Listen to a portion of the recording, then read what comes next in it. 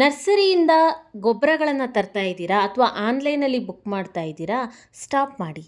ಕೇವಲ 15 ದಿನದಲ್ಲಿ ಮನೆಯಲ್ಲೇ ಸುಲಭವಾಗಿ ಗೊಬ್ಬರವನ್ನು ತಯಾರಿಸೋದು ಹೇಗೆ ಅನ್ನೋದನ್ನು ನಾನಿವತ್ತು ತೋರಿಸ್ತಾ ಇದ್ದೀನಿ. ಇದನ್ನು ನೀವು ಬಳಸುವಂತಹ ಸೊಪ್ಪುಗಳಿಗೆ ಬಳಸಬಹುದು, ತರಕಾರಿ ಗಿಡಗಳಿಗೆ ಬಳಸಬಹುದು, ಎಲ್ಲ ಹಣ್ಣಿನ ಹೂವಿನ ಗಿಡಗಳಿಗೆ ಸಹ ಬಳಸಬಹುದು. ದೊಡ್ಡ ಪ್ರಮಾಣದಲ್ಲಿ ಕೂಡ ತಯಾರಿಸ್ಕೊಳ್ಬಹುದು. ಚಿಕ್ಕ ಪ್ರಮಾಣದಲ್ಲಿ ಮನೆಯಲ್ಲಿರೋ 4 ಪಾಟಿಗೆ ಸಹ ನೀವು ಗೊಬ್ಬರವನ್ನು ತಯಾರಿಸಬಹುದು. ಹಾಗಾದರೆ ತಡ ಮಾಡದೆ ಗೊಬ್ಬರ ತಯಾರಿಸೋ ವಿಧಾನವನ್ನು ತಿಳ್ಕೊಳ್ಳೋಣ ಬನ್ನಿ. ಗಾರ್ಡನ್ ಯಾವಾಗ್ಲೂ ಖರ್ಚು ಕಡಿಮೆಯಲ್ಲಿ ನಡೀತಾ ಇರಬೇಕು. ಯಾವಾಗ ನಮಗೆ ಗಾರ್ಡನಿಂದ ಸಿಗೋದು ಕಡಿಮೆ, ಅದಕ್ಕೆ ನಾವು ಮಾಡುವಂತಹ ಖರ್ಚು ಜಾಸ್ತಿ ಅಂತ ಆಗತ್ತೆ, ಆವಾಗ ನಿಧಾನಕ್ಕೆ ನಾವು ಗಾರ್ಡನ್ ಮಾಡೋದನ್ನು ಬಿಡ್ತಾ ಬರ್ತೀವಿ. ಹಾಗಾಗಬಾರ್ದು. ಗಾರ್ಡನ್ ನಿಮಗೆ ಯಾವತ್ತೂ ಹೊರೆ ಆಗಬಾರ್ದು ಅನ್ನೋ ಉದ್ದೇಶದಿಂದನೇ ನಾವು ಈ ವಿಡಿಯೋನ ನಿಮ್ಮ ಮುಂದೆ ಇಡ್ತಾ ಇರೋದು. ಇದು ನಮ್ಮ ಟೆರೆಸ್ನಲ್ಲಿ ನಾವು ಬಳಸ್ತಾ ಇರುವಂತಹ ವಿಧಾನ. ನಾನು ದೊಡ್ಡ ಪ್ರಮಾಣದಲ್ಲಿ ಮಾಡ್ತೀನಿ. ವಿಡಿಯೋಗೋಸ್ಕರ ನಾನಿಲ್ಲಿ ಸಣ್ಣ ಪ್ರಮಾಣದಲ್ಲಿ ಮಾಡಿ ನಿಮಗೆ ತೋರಿಸ್ತಾ ಇದ್ದೀನಿ. ಸೊ ಮರಿದೆ ವಿಡಿಯೋನ ಕೊನೆ ತನಕ ನೋಡಿ. ನೀವು ಗಿಡಗಳನ್ನು ಇಷ್ಟಪಡೋರಾ? ಹಾಗಿದ್ರೆ ದಯವಿಟ್ಟು ನಮ್ಮ ಚಾನೆಲನ್ನು ಸಬ್ಸ್ಕ್ರೈಬ್ ಮಾಡ್ಕೊಳ್ಳಿ. ಜೊತೆಗೊಂದು ಲೈಕ್ ಕೊಡೋದನ್ನು ಮಿಸ್ ಮಾಡಬೇಡಿ. ನಮ್ಮ ವಿಡಿಯೋಸ್ಗಳು ಎಲ್ಲವೂ ಗಿಡಗಳ ಕುರಿತೇ ಇರುತ್ತೆ. ಓಕೆ, ಬನ್ನಿ ಗೊಬ್ಬರ ತಯಾರಿಸೋದು ಹೇಗೆ ತಿಳ್ಕೊಳ್ಳೋಣ. ಮೊದಲಿಗೆ ನಾನಿಲ್ಲಿ ಚಿಕ್ಕದೊಂದು ಪೇಂಟ್ ಬಕೆಟ್ ತೊಗೊಂಡಿದ್ದೀನಿ.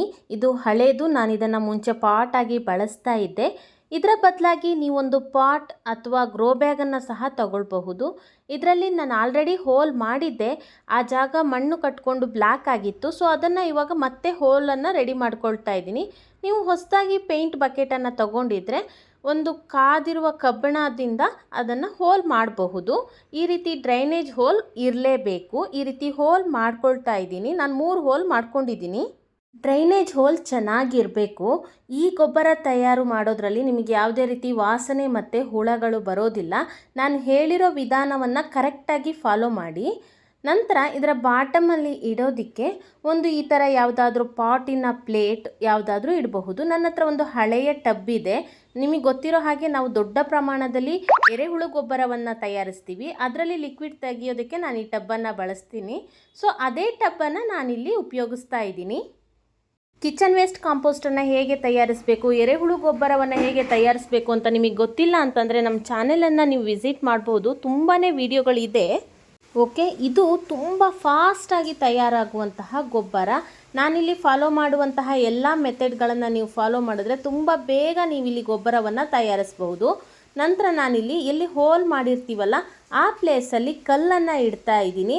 ಇದರಿಂದಾಗಿ ಆ ಹೋಲು ಬ್ಲ್ಯಾಕ್ ಆಗೋದಿಲ್ಲ. ನಾವು ಹಾಕುವಂತಹ ಯಾವುದೇ ವಸ್ತುಗಳಿಂದ ಆ ಹೋಲು ಬ್ಲ್ಯಾಕ್ ಆಗಬಾರ್ದು. ಅಲ್ಲಿರುವಂತಹ ಲಿಕ್ವಿಡು ಸಲೀಸಾಗಿ ಆಚೆ ಬರಬೇಕು. ಹಾಗಾಗಿ ನಾನಿಲ್ಲಿ ಕಲ್ಲನ್ನು ಇಡ್ತಾ ಇದ್ದೀನಿ, ಎಲ್ಲಿ ಹೋಲ್ ಮಾಡಿದ್ದೀನಿ ಅಲ್ಲಿ. ಆನಂತರ ನಮ್ಮ ಗಾರ್ಡನ್ ಕಸ ಗುಡಿಸಿದಾಗ ಸಿಗುವಂತಹ ಒಣ ಎಲೆ, ಧೂಳು, ಮಣ್ಣು ಏನೇನಿರುತ್ತಲ್ಲ ಅದನ್ನು ತಗೊಂಡಿದ್ದೀನಿ. ಇದನ್ನಾದರೂ ತಗೋಬಹುದು. ಅಥವಾ ನಿಮ್ಮ ಹತ್ರ ಇದು ಇಲ್ಲ ಅಂತ ಆದರೆ ಈ ರೀತಿಯ ಕಾರ್ಡ್ಬೋರ್ಡ್ ಪೀಸನ್ನು ಸಹ ತಗೋಬಹುದು. ಆದರೆ ಗೊಬ್ಬರ ಬೇಗ ರೆಡಿಯಾಗಬೇಕು ಅಂತ ಅಂದರೆ ಇದನ್ನು ಈ ರೀತಿ ಪೀಸ್ ಮಾಡಿ ಇಟ್ಕೊಂಡಿರಬೇಕು. ನೀವು ಟಿ ವಿ ನೋಡ್ತಾ ಇರಬೇಕಾದ್ರೆ ಅಥವಾ ಫ್ರೀಯಾಗಿದ್ದಾಗ ಈ ರೀತಿ ಸಣ್ಣ ಸಣ್ಣ ಪೀಸ್ ಮಾಡಿ ಇಟ್ಕೊಂಡ್ರೆ ಬೇಗ ಗೊಬ್ಬರ ತಯಾರಾಗತ್ತೆ. ಅದನ್ನು ಈ ಕಲ್ಲು ಹಾಕ್ಕೊಂಡಿರ್ತೀವಲ್ಲ ನಾವು, ಆ ಪ್ಲೇಸಲ್ಲಿ ಫಸ್ಟಿಗೆ ಬಾಟಮಲ್ಲಿ ಈ ರೀತಿ ಡ್ರೈ ವೇಸ್ಟನ್ನು ಹಾಕ್ಕೊಳ್ಬೇಕು. ಇದರಿಂದಾಗಿ ಹುಳ ಆಗೋದಿಲ್ಲ, ಜೊತೆಗೆ ಕಸ ಏನು ಕಟ್ಕೊಂಡು ನೀರು ನಿಂತ್ಕೊಳ್ಳೋದಿಲ್ಲ ಅಲ್ಲಿ. ಓಕೆನಾ? ಈ ರೀತಿ ಹಾಕ್ಕೊಳ್ತಾ ಇದ್ದೀನಿ. ಕಾರ್ಡ್ಬೋರ್ಡ್ ಶೀಟ್ ಏನು ಕಟ್ ಮಾಡಿದ್ವಲ್ಲ ಅದು ಮತ್ತು ಒಣ ಕಸ ಎಲ್ಲವನ್ನು ಹಾಕ್ತಾ ಇದ್ದೀನಿ. ಆ ನಂತರ ನಾನಿಲ್ಲಿ ಮುಖ್ಯವಾಗಿ ತಗೊಂಡಿರೋದು ಹಸಿ ಸೆಗಣಿಯನ್ನು. ಇದು ಸ್ವಲ್ಪ ಪ್ರಮಾಣದಲ್ಲಾದರೂ ಸಿಕ್ಕಿದ್ರೆ ತುಂಬ ಒಳ್ಳೆಯದು. ತುಂಬ ಬೇಗ ಗೊಬ್ಬರ ತಯಾರಾಗುತ್ತೆ. ಪ್ರಮಾಣ ನೀವು ಎಷ್ಟು ಕ್ವಾಂಟಿಟಿಯಲ್ಲಿ ಮಾಡ್ತಾ ಇದ್ದೀರಾ ಅದ್ರ ಮೇಲೆ ಡಿಪೆಂಡ್ ಆಗುತ್ತೆ. ದೊಡ್ಡ ಟಬ್ ಇದ್ದರೆ ಸ್ವಲ್ಪ ಜಾಸ್ತಿ ಬೇಕಾಗುತ್ತೆ, ಚಿಕ್ಕದಿದ್ದರೆ ಸ್ವಲ್ಪ ಸಾಕಾಗುತ್ತೆ. ಎಷ್ಟು ಸಿಗುತ್ತೋ ಅಷ್ಟನ್ನು ಬಳಸಿ. ನಂತರ ಅದನ್ನು ಹಾಕಿ ಸ್ವಲ್ಪ ನೀರನ್ನು ಈ ರೀತಿ ಚಿಮುಕಿಸಿ. ಹೀಗೆ ಒಂದು ತೇವಾಂಶ ಮಾಡೋದ್ರಿಂದ ಅಲ್ಲಿ ಸೂಕ್ಷ್ಮ ಜೀವಿಗಳ ಬೆಳವಣಿಗೆ ಆಗಿ ಬೇಗ ಗೊಬ್ಬರ ತಯಾರಾಗತ್ತೆ. ಆನಂತರ ಗಾಳಿ ಆಡೋ ರೀತಿ ಅದನ್ನು ಮುಚ್ಚಿಟ್ಟು ಒಂದು ಬದಿನಲ್ಲಿ ಇಟ್ಬಿಡಿ. ಸೂರ್ಯನ ಬಿಸಿಲು ಅದಕ್ಕೆ ಬೀಳೋದು ಬೇಡ, ಆದರೆ ಗಾಳಿ ಚೆನ್ನಾಗಿ ಆಡಬೇಕು. ನೀವು ಮನೆಯಲ್ಲಿ ಟೀ ಮಾಡಿ ಉಳಿದಿರುತ್ತಲ್ಲ ಟೀ ಪೌಡ್ರು, ಅದನ್ನು ಸಹ ಇದಕ್ಕೆ ಹಾಕಬಹುದು. ಆದರೆ ಹಸಿ ಕಸವನ್ನು ಅಂದರೆ ತರಕಾರಿ ಸಿಪ್ಪೆಯನ್ನು ಹಾಕೋದಕ್ಕೆ ಹೋಗಬೇಡಿ. ತರಕಾರಿ ಸಿಪ್ಪೆ ಹಾಕ್ಬೋದು, ಆದರೆ ಗೊಬ್ಬರ ತಯಾರಾಗೋದಕ್ಕೆ ಕನಿಷ್ಠ ಅಂತಂದರೂ 1.5-2 ತಿಂಗಳು ಬೇಕಾಗುತ್ತೆ. ಬರೀ ಒಣ ಕಸವನ್ನು ಮಾತ್ರ ಹಾಕಿದ್ರೆ ಬೇಗ ತಯಾರಾಗುತ್ತೆ. ಜೊತೆಗೆ ಸೆಗಣಿ ಅಥವಾ ಕುರಿ ಗೊಬ್ಬರ, ಕೋಳಿ ಗೊಬ್ಬರ ಇದ್ದರೂ ಸಹ ಬಳಸಬಹುದು. ಓಕೆ, ಈ ರೀತಿ ಹಾಕಿ ಮುಚ್ಚಿಟ್ಟಿದ್ದೀನಿ. ಗಾರ್ಡನಿಂಗ್ ಕಸ ಏನೇ ಇದ್ರೂ ಹಾಕಬಹುದು. ಇದಕ್ಕೆ ಮಳೆ ಬರ್ತಾ ಇದ್ದರೆ ಮಳೆ ಬೀಳುವಂತಹ ಪ್ಲೇಸ್ನಲ್ಲಿ ಇದನ್ನು ಇಡಬೇಡಿ. ಮಳೆ ನೀರು ಇದಕ್ಕೆ ಬೀಳೋದು ಬೇಡ. ಇದನ್ನು ಎಲ್ಲಿ ಮಳೆ ಬೀಳೋದಿಲ್ಲ ನೋಡಿ ಆ ಪ್ಲೇಸ್ನಲ್ಲಿ ಇಡಿ. ಹಾಗಂತ ಕತ್ಲಲ್ಲಿ ಇಡಬೇಡಿ, ಬೆಳಕಲ್ಲಿ ಇಡಿ. ಬಿಸಿಲು ಡೈರೆಕ್ಟಾಗಿ ಬೀಳದೇ ಇದ್ರೂ ತೊಂದರೆ ಇಲ್ಲ. ಸುಮಾರು 10 ದಿನಗಳ ನಂತರ ನಿಮ್ಮ ಕಾಂಪೋಸ್ಟ್ ಬಿನ್ನಲ್ಲಿ ಕೆಳಗೆ ಸ್ವಲ್ಪ ಲಿಕ್ವಿಡ್ ಇರುತ್ತೆ.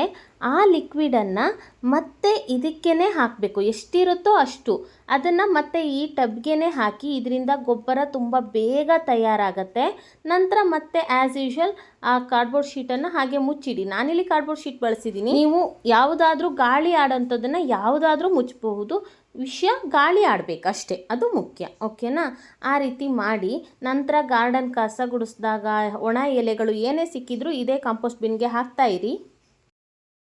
15 ದಿನಗಳ ನಂತರ ನಿಮ್ಮ ಕಾಂಪೋಸ್ಟ್ ಬಿನ್ನಲ್ಲಿ ಈ ರೀತಿಯ ಲಿಕ್ವಿಡ್ ಅನ್ನೋದು ತಯಾರಾಗಿರುತ್ತೆ. ನೀವು ನೋಡ್ತಾ ಇರ್ಬೋದು ಎಷ್ಟು ಲಿಕ್ವಿಡ್ ತಯಾರಾಗಿದೆ. ನಾನು ಇದ್ರ ಮುಂಚೆ ಒಂದು 10 ದಿನಗಳ ತನಕ ಅದರ ನೀರೇನು ಬರುತ್ತೆ ಅದನ್ನು ಮತ್ತೆ ಇದೇ ಕಾಂಪೋಸ್ಟ್ ಬಿನ್ನಿಗೆ ಹಾಕ್ತಾ ಇದ್ದೆ. ಒಂದು 5 ದಿನ ಸ್ಟಾಪ್ ಮಾಡಿಬಿಟ್ಟೆ. ಆ ನಂತರ ಇಷ್ಟು ಲಿಕ್ವಿಡ್ ತಯಾರಾಯಿತು. ಇದು ಒಂದು ಪರಿಪೂರ್ಣವಾಗಿರುವಂತಹ ಲಿಕ್ವಿಡ್ ಫರ್ಟಿಲೈಸರ್ ಆಗಿ ಈಗ ತಯಾರಾಗಿದೆ.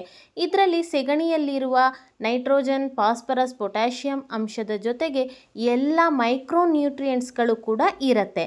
ಸೊ ಇದೊಂದು ಪರ್ಫೆಕ್ಟ್ ಲಿಕ್ವಿಡ್ ಫರ್ಟಿಲೈಸರ್ ಆಗಿ ಈಗ ನಮಗೆ ಸಿಕ್ಕಿದೆ. ಇದನ್ನು ನಾವೀಗ ಗಿಡಗಳಿಗೆ ಕೊಡಬಹುದು, ಆದರೆ ಡೈರೆಕ್ಟಾಗಿ ಕೊಡಬಾರ್ದು. ನೀರಿನ ಜೊತೆ ಮಿಕ್ಸ್ ಮಾಡಿ ಕೊಡಬೇಕು.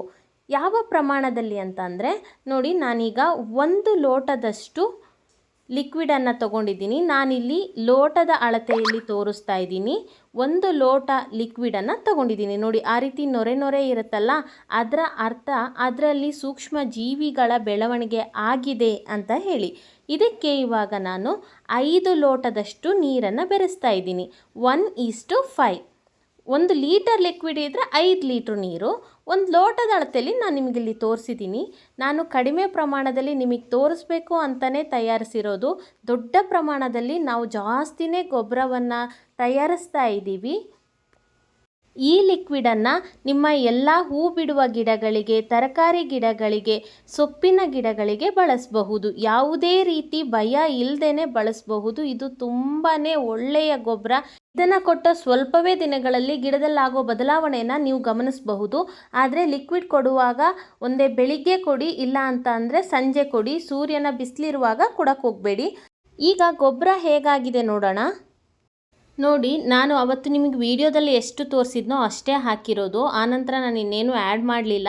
ಯಾಕಂದರೆ ದೊಡ್ಡ ಡ್ರಮ್ನಲ್ಲೇ ನಾವು ಗೊಬ್ಬರ ತಯಾರಿಸೋದ್ರಿಂದ ಇದು ವಿಡಿಯೋದಲ್ಲಿ ನಿಮಗೆ ತೋರಿಸೋದಕ್ಕೋಸ್ಕರ ಅಂತಲೇ ಮಾಡಿರೋದು.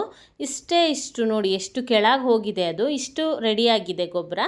ಇದನ್ನು ನಾವು ಹೀಗೇ ತೆಗೆದು ನೆರಳಿನಲ್ಲಿ ಒಣಗಿಸಿ ಗಿಡಗಳಿಗೆ ಕೊಡಬಹುದು. ಅಥವಾ ಇದನ್ನು ಹಾಗೆ ಇಟ್ಕೊಂಡು ಲಿಕ್ವಿಡ್ ಫರ್ಟಿಲೈಸರ್ನ ಅವಾಗವಾಗ ತಕ್ಕೊಳ್ತಾ ಇದೇ ಲಿಕ್ವಿಡ್ ಫರ್ಟಿಲೈಸರ್ನ ಕೊಟ್ಟು ಸಹ ಬೆಳೆಸಬಹುದು. ನಾನು ನಮ್ಮಲ್ಲಿ ಬೆಳೆಸ್ತಾ ಇರುವಂತಹ ಎಲ್ಲ ಗಿಡಗಳಿಗೆ ಮನೆಯಲ್ಲೇ ಇದೇ ರೀತಿ ಗೊಬ್ಬರವನ್ನು ತಯಾರಿಸಿ ಕೊಡ್ತಾ ಇರೋದು. ಜೊತೆಗೆ ಜಾಸ್ತಿ ಪ್ರಮಾಣದಲ್ಲಿ ಗಿಡಗಳು ಇರೋದ್ರಿಂದ ಒಂದೊಂದು ಸರ್ತಿ ಆನ್ಲೈನಲ್ಲಿ ವರ್ಮಿ ಕಂಪೋಸ್ಟನ್ನು ಸಹ ತರಿಸಿ ಕೊಡ್ತೀನಿ. ವರ್ಮಿ ಕಂಪೋಸ್ಟನ್ನು ಬಳಸೋದ್ರಿಂದ ಅದರಲ್ಲಿ ಎರೆಹುಳಗಳ ಮೊಟ್ಟೆಗಳಿರುತ್ತೆ. ಇದರಿಂದ ಮಣ್ಣಿನಲ್ಲೇ ಎರೆಹುಳಗಳು ಉತ್ಪಾದನೆ ಆಗಿ ನಮ್ಮ ಮಣ್ಣು ಹೆಚ್ಚು ಫಲವತ್ತಾಗತ್ತೆ. ಹೀಗೆ ಗಾರ್ಡನಿಂದೆಲ್ಲ ಮುಗಿಸ್ಕೊಂಡು ಹೋಗುವಾಗ ನೋಡಿ ನಮ್ಮ ಆರ್ಗ್ಯಾನಿಕ್ ಹಾರ್ವೆಸ್ಟ್ ಏನು ಅಂತ ಹೇಳಿ. ಗಿಡದಲ್ಲೇ ಹಣ್ಣಾಗಿತ್ತು. ಇದು ಚಂದ್ರಪೇರ್ಲೆ ಅಂತ ಹೇಳ್ತಾರಲ್ಲ, ಒಳಗಡೆ ಪಿಂಕ್ ಕಲರ್ ತಿರಳಿರುತ್ತಲ್ಲ ಆ ಜಾತಿದು. ತುಂಬಾ ಚೆನ್ನಾಗಿತ್ತು ಹಣ್ಣು. ಟೆರೆಸ್ ಮೇಲೆ ಹೀಗೆ ಸಾವಯವವಾಗಿ ಬೆಳೆದು ತಿನ್ನುವಂತಹ ಖುಷಿ ಇದೆಲ್ಲ, ಅದಕ್ಕಿಂತ ಮಾನಸಿಕ ನೆಮ್ಮದಿ ಇನ್ನೊಂದಿಲ್ಲ. ಪ್ರಯತ್ನ ಮಾಡಿ ನೋಡಿ. All the best. Happy gardening. Thanks for watching.